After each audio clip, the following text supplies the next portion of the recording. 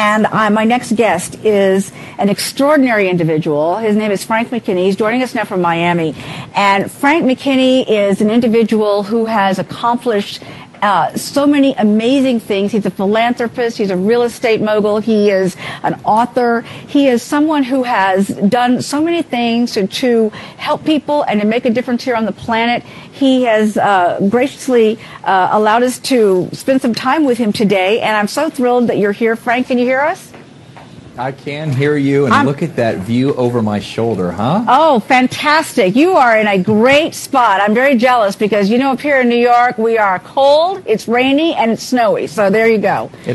It has nothing to do with you, Uma. I was looking forward to being on the set with you, but I just couldn't leave this 86-degry weather today. Oh my gosh! Well, I'm very, very envious of that, and I'm glad that you have this wonderful backdrop against you, right there, and it's so nice to at least see it, and the fact that you're glowing with yes, that. I am glowing. You're right. There you go. I am very intrigued about the work that you do. You have done so many amazing things, and I know you've written this book called The Tap. And I want to tell our audience about it because I think it is an amazing book and can really make a difference, particularly in this time where people are going through so many challenges across the country. And I really believe that what you've done you're planting seeds around to help people get through some of life's challenges. And for our audience, would you explain to us what the TAP means? Yeah, very simply, if you look at the image on the cover of my book, The Tap, and you can see the hand of God coming down from the Sistine Chapel, touching you, the reader, on the shoulder. And I'm a businessman, and so what I wanted to find out was, why was it that an individual like myself, who went to 4 high schools in 4 years, I didn't get the benefit of pursuing a formal education, why were things working out for me, and more importantly, for the mentors that I look up to that have shaped my life? And what I realized is those people, those individuals who act on life's great tap moments, you know, when God comes down and taps us on the shoulder, what he's doing is he's calling us to more. And Uma, when we kneel down at night and we pray that prayer for more health, more wealth, more love, more peace, more happiness, whatever our prayer for more represents, how come it was that some people's prayers were being answered while others that I knew were going unanswered? And what I learned was those who respond to life's great tap moments, which is really an expansion on this biblical passage from the Gospel of Luke 12:48. It's a wonderful life mantra, Uma. To whom much is entrusted, much is expected. And so I felt that when God had tapped me with a little limited amount of success in the housing business, that I needed to go out and start a charity by building houses for those who didn't have any. I'm a very linear, very simple thinker. And so this whole concept of the tap is really how to succeed not only in business, but how to succeed in the business that we're all in, which is the business of life. So when you move forward with this idea, what is it that you are trying to let people know? Because it's a very simple idea, but it shows that anyone can do this. Anyone can be open to this, that these tap moments are with you regularly. You just have to be aware of it.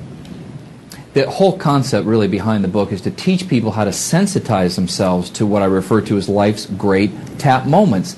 And in like times that we're in now, which, you know, let's face it, a lot of people are struggling, when we have these taps, and again, I just want to show, you see the hand of God coming down, touching the reader. It's a beautiful cover. We've been putting it up to show our audience as well. It's a lovely cover.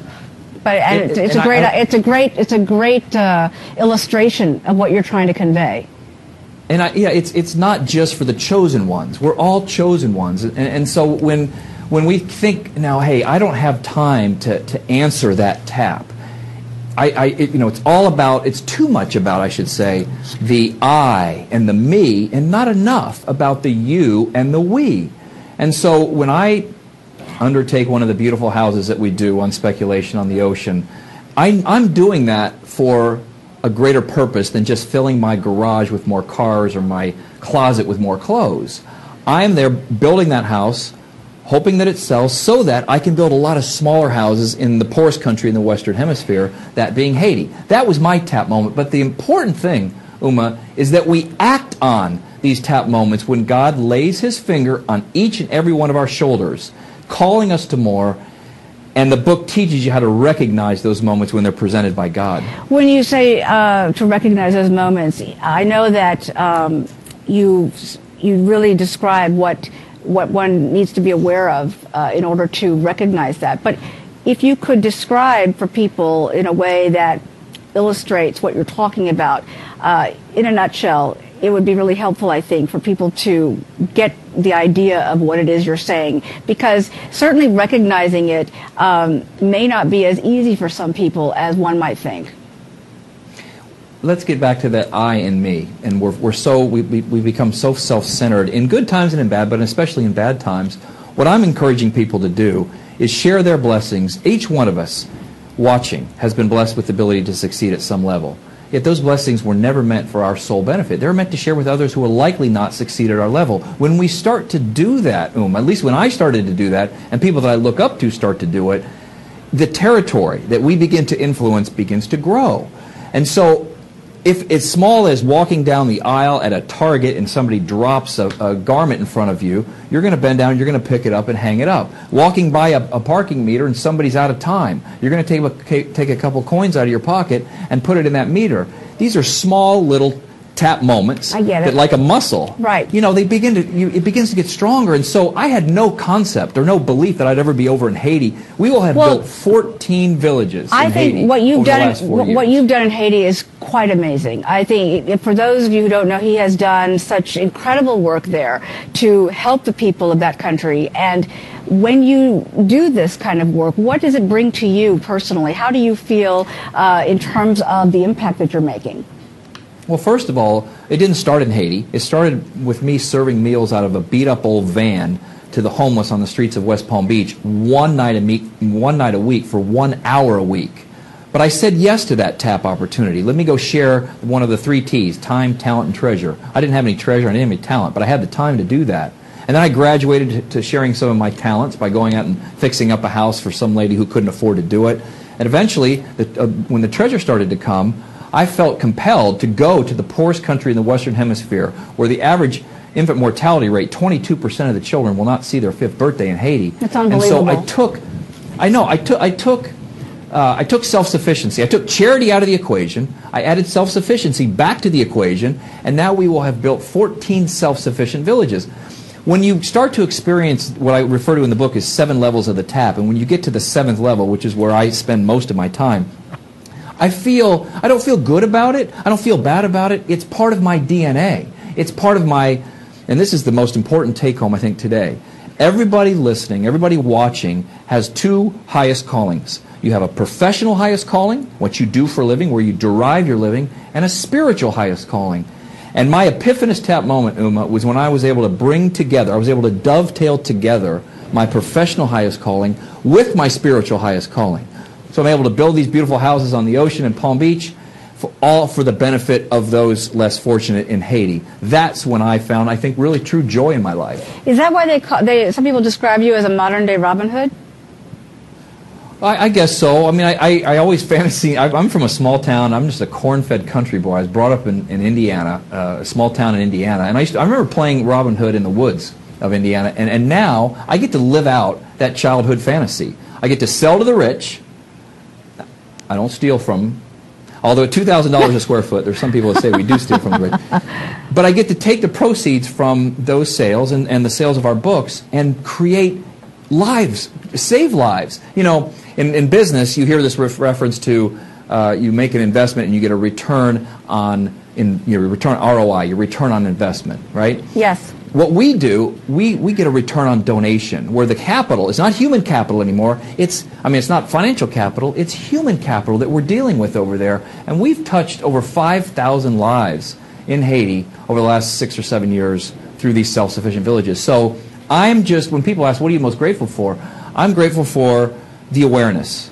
I'm grateful for the enlightenment that now I know what both my professional and my spiritual highest calling is. And that's answering the tap. When you look back on your life and trying to trace this back a bit, I mean, you touched on it a little bit, but in terms of when did that moment actually hit you that you had the capacity, that it was your calling to move in this direction? Most people experience what I refer to in the book as an epiphanous tap moment. Mine was in 1997. Hey, listen, I was all about the bottom line. I was all about the cars and the clothes until I opened a newspaper article that was written on me. On the right-hand side of that newspaper was this glowing article about some $15 million house we had just sold on the ocean in Palm Beach. On the left-hand side, as I flipped it open like this, was an article about a man being fed out from underneath the bridge, a homeless man. There, but for the grace of God, go I. Listen, if I don't run a blow dryer through my hair and I don't shave, I can look like I live under a bridge pretty easily. And this man looked so much like me. And in my younger years, listen, I spent time in juvenile detention halls. I went to those 4 high schools in 4 years. I turned my beautiful mother's black head of hair prematurely gray.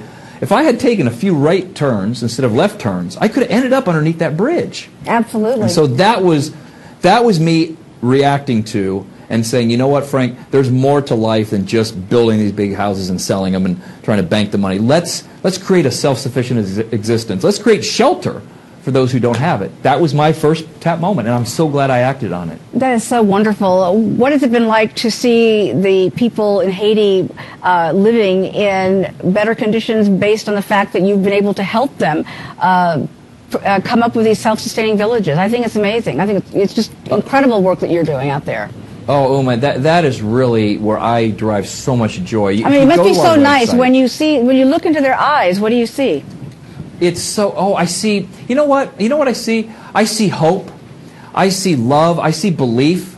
I don't see desperation. You know, there's no social service net in Haiti to catch the indigent like we have here, right? There isn't. If it wasn't for us, they can't count on their government. So if it wasn't for other charities and charities like ours, these people would be dying. I mean, their infant mortality rate would, instead of 22%, it would be 82%.